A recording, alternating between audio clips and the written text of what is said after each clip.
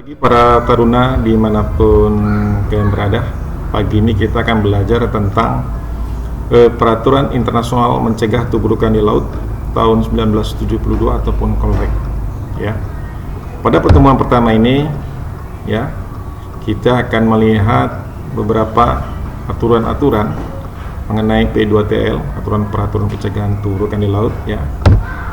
Di sini sebelum kita masuk kepada inti daripada peraturan tersebut, ada beberapa ikhtisar tentang P2TL yang tahun 1972 ini ataupun peraturan pencegahan tubrukan di laut. Yang pertama terdiri daripada beberapa bagian, ya, kita lihat di sini. Bagian umum yaitu yang memuat aturan tentang aturan 1 sampai dengan aturan 3. Di bagian aturan mengemudi dan aturan berlayar itu tercantum dalam pada aturan 4 sampai dengan aturan 10 ataupun sikap kapal dalam setiap kondisi, ya.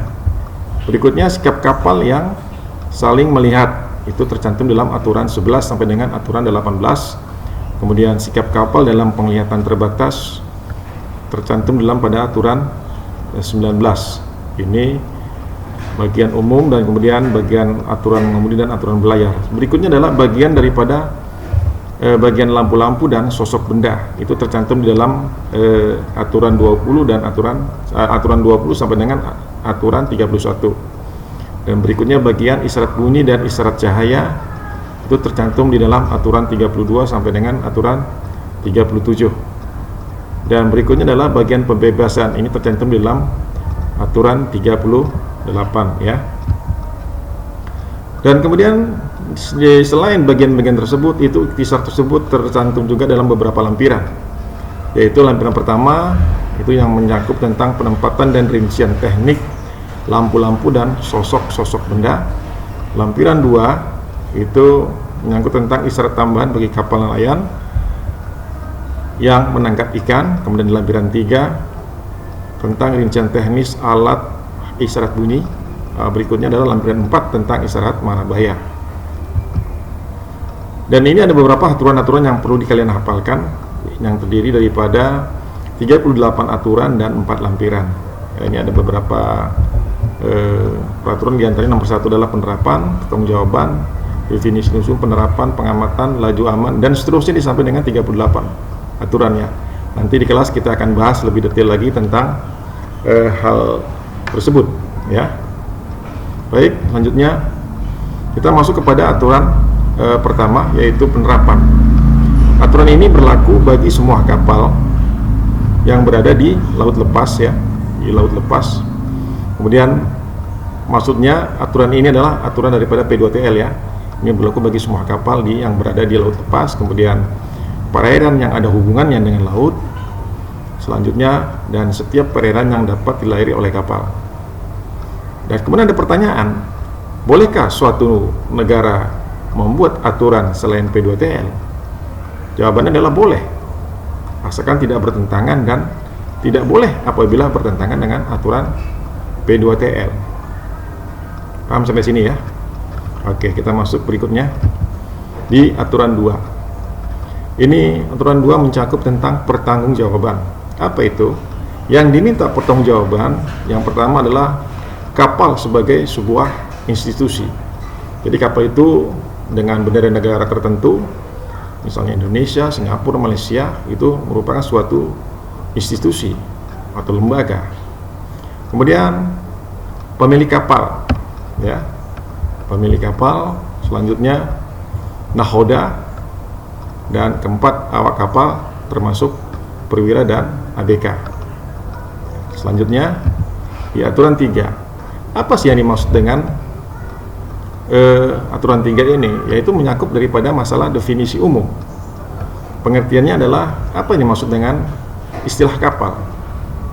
Jadi yang dikatakan dengan kapal di dalam aturan 3 ini ataupun definisi umum ini adalah mencakup setiap jenis kendaraan air, termasuk kapal tanpa berat benam dan pesawat terbang laut yang digunakan atau dapat digunakan sebagai sarana pengangkutan di air.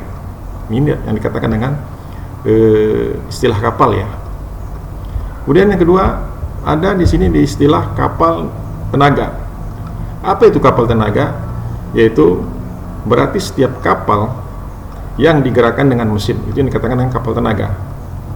Selanjutnya ada istilah, atau di dalam definisi ini adalah kapal layar.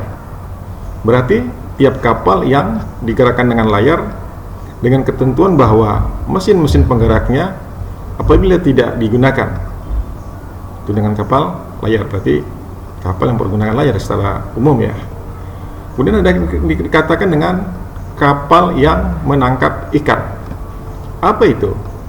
Berarti maksudnya adalah tiap kapal yang menangkap ikan dengan jaring, tali, pukat atau alat penangkap ikan lainnya yang membatasi kemampuan olah geraknya, tapi tidak termasuk kapal yang menangkap ikan dengan tali pancing atau alat penangkap ikan lain yang tidak membatasi kemampuan olah gerak. Ya, ingat ya. Selanjutnya adalah pesawat terbang laut.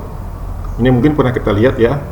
Pesawat terbang laut ini pesawat yang sering dapat mendarat ataupun landing di permukaan air laut. Maksudnya di dalam istilah di sini adalah mencakup tiap pesawat terbang yang dirancang untuk dapat mengolah gerak di air. Kemudian ada istilah ataupun di dalam definisi ini kapal tidak dapat diolah gerak. Maksudnya adalah berarti kapal yang oleh karena sesuatu keadaan istimewa tidak mampu berolah gerak sebagaimana yang ditetapkan oleh aturan-aturan ini dan oleh karenanya tidak mampu menyimpang kapal lain. Itu yang dikatakan dengan aturan 3. Selanjutnya dalam lanjutan aturan 3 ini adalah kapal yang terbatas kemampuan oleh geraknya. Artinya kapal yang dari sifat pekerjaannya mengakibatkan terbatas kemampuan oleh gerakannya sebagaimana yang ditetapkan oleh aturan-aturan ini dan oleh karenanya tidak mampu menyimpang kapal lain. Maksudnya menyimpang ya daripada kapal lain. Selanjutnya dalam aturan 3 ini ada istilah ataupun definisi kapal yang terkekang oleh syaratnya. Apa artinya? Berarti kapal tenaga yang oleh karena syaratnya sehubungan dengan kedalaman air yang ada. Nanti ini secara detail saya jelaskan juga di ruang kelas. Kemudian ada istilah sedang berlayar. Berarti kapal tidak berlabuh jangkar atau tidak terikat pada daratan atau tidak kandas. Ini kapal yang sedang berlayar atau underway. Ya. Ada istilah di sini kata panjang dan lebar. Berarti panjang seluruhnya dan lebar terbesar. Ini panjang sebuah kapal ataupun lebar terbesar, lebar daripada sebuah kapal ya. Nah, kapal-kapal diartikan sebagai melihat satu sama lain hanya apabila kapal yang satu dapat diamati secara visual oleh kapal yang lain. Ini ada ini yang dikatakan dengan melihat satu sama lain ya. Selanjutnya penglihatan terbatas. Berarti tiap keadaannya mengakibatkan penglihatan terbatas oleh kabut, halimun, hujan salju, hujan badai, badai pasir, atau keadaan lain yang serupa.